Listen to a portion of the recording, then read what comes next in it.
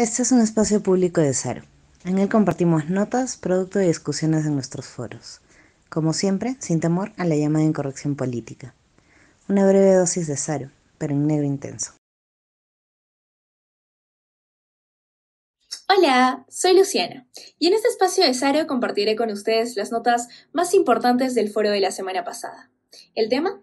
La ciencia ante la idea de cultura y el espiritualismo. Bienvenidos.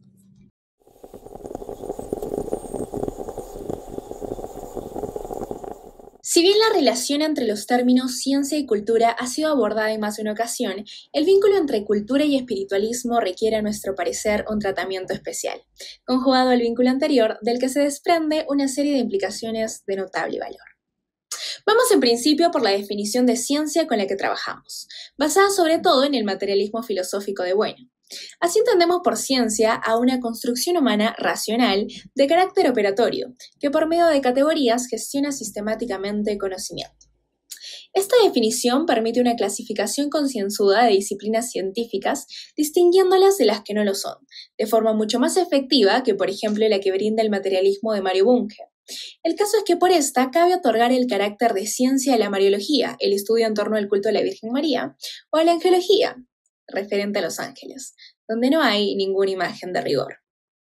Al respecto, conviene precisar que la ciencia, siendo en sí misma una construcción operatoria por medio de la cual se gestiona conocimiento, no es reductible en sí misma a conocimiento.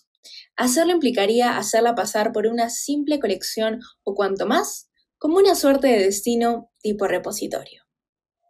Ahora bien, la ciencia opera racionalmente, es decir, por medio de la razón y en última instancia a través de raciones, porciones de la realidad material, de manera que tampoco es factible plantear que haya ciencias irracionales.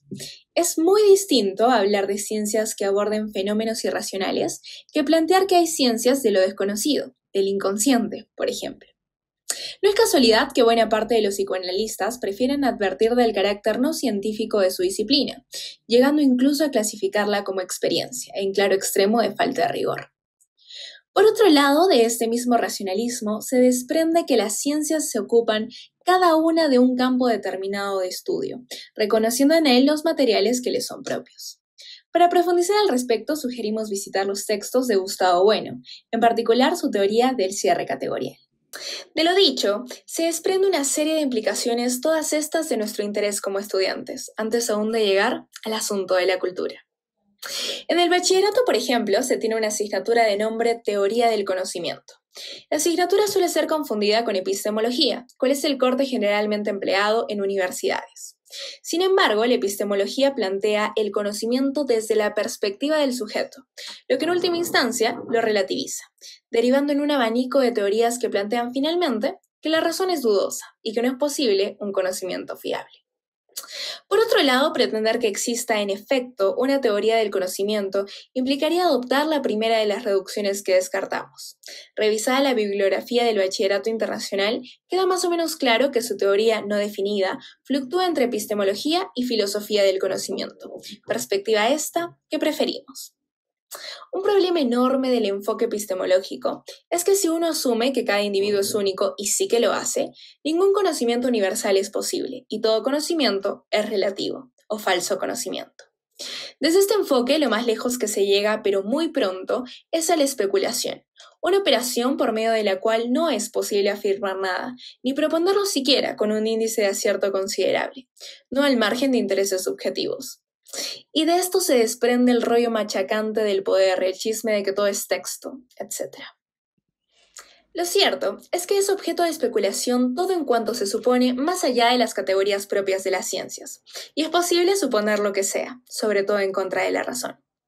Pues bien, ¿y qué nombre se le suele dar a las construcciones humanas, inclusive al margen de la razón, por el simple hecho de que se distinguen unos grupos de personas de otros? Cultura. El término cultura refiere a cultivo en cuanto a actividad agrícola, como antes fuera dicho, para identificar la presencia, el paso de una población en particular. Por otro lado, se dice de una persona que es culta cuando luce conocimientos vastos sobre una determinada forma de entender y hacer las cosas, sea lo que sea. De manera que puede haber alguien culto en angiología, lo mismo que en mecánica automotriz, pornografía o sobre trucos con los dedos de los pies. Los rasgos de la cultura constituyen un marco referente que otorga identidad frente a otras culturas. No debería sorprendernos que la lucha de clases como motor de la historia haga tan buen par con esto. Por otro lado, necesita ser reconocida como tal por otras culturas, de manera que la diferenciación subjetiva es suficiente para la proliferación de supuestas culturas, pues inclusive un modo de percibirse a sí mismo es suficiente para determinar diferencias respecto de otros. Conviene reconocer, por tanto, que es válido hablar de culturas animales, dado que, por ejemplo, distintas comunidades de orcas emplean formas particulares de comunicación a través de aullidos según la zona del Pacífico en la que habiten.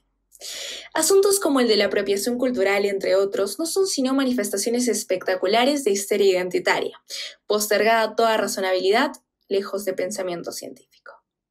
Nos preguntamos, ¿la cultura te hace más o menos libre? Depende de cuán racional sea la cultura.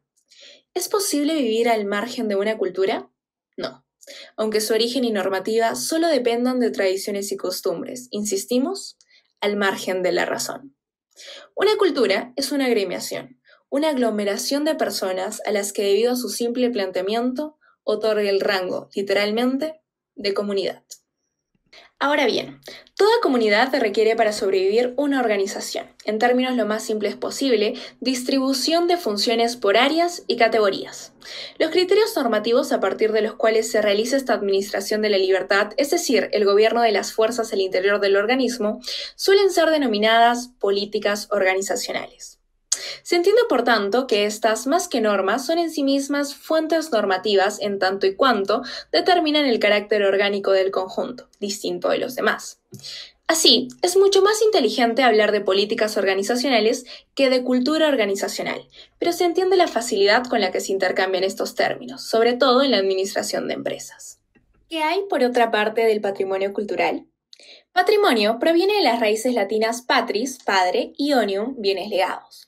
El patrimonio cultural viene a ser toda construcción humana material, sea el material corpóreo, psicológico o racional, que distingue a una comunidad de otra.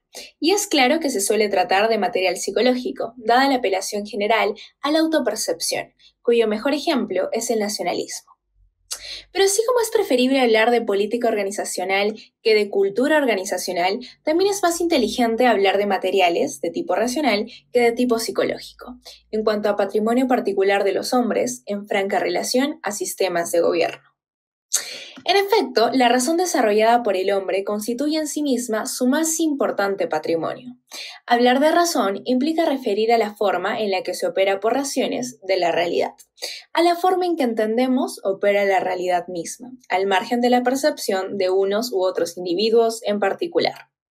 Al caso, por cierto, entendemos como realidad a la coincidencia de resultados de múltiples razonamientos independientes de los sujetos que los desarrollan. Pero este es un asunto que da para bastante más que un expreso. Digamos de paso que la razón es la facultad desarrollada por el humano para categorizar, definir y enfrentar la realidad. Aquí empieza lo más incorrecto de todo esto, políticamente incorrecto. El hombre, Homo sapiens sapiens de Linneo, es tal porque se reconoce a sí mismo como sujeto pensante y racional. Es sapiente y sabe que es el único que sabe en tal grado de sí. Esto redunda en su condición de sujeto, porque el hombre es tal en tanto libre y autónomo. La autonomía de autos, mismo, y nomos, norma, es la capacidad de gobernar la propia libertad en los límites de uno mismo, corpóreo, y como parte de una sociedad. Así, una persona es autónoma si es capaz de obrar en este doble rango normativo.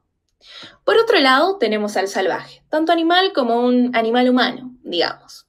En todo caso, este término refiere a una criatura que no vive en sociedades normadas bajo el esquema de ciudad-estado. Un gato, un perro o un cebú, lo mismo que un hombre solo en medio de la selva. ¿Qué tanto importa en esta secuencia la autopercepción del salvaje? Ya sabemos que una ideología es una construcción parcialmente racional, carece de argumentos que justifiquen su origen, siendo incapaz de ejercer crítica respecto de sus fundamentos, de manera que su único objeto es asignar identidad y agremiar a quien se pliega a ella contra otras ideologías, o contra la ciencia. ¿Cuánto de salvaje tiene la autodenominación de nación al margen de un Estado o contra la noción de Estado? Retrocedamos una pizca por la respuesta. La cultura organizacional la tienen las comunidades que no elaboran políticas, sobreentienden que algo subjetivo los une, asumen una norma previa, ancestral. Las culturas así proliferan.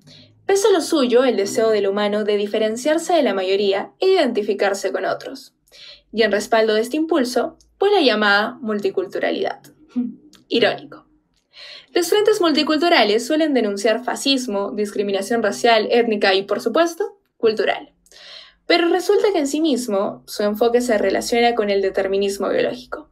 Surgió en Alemania en el siglo XIX, el cual suponía que hay razas y que a cada una le corresponde su cultura, lo que equivale a decir a cada pueblo le corresponde un espíritu.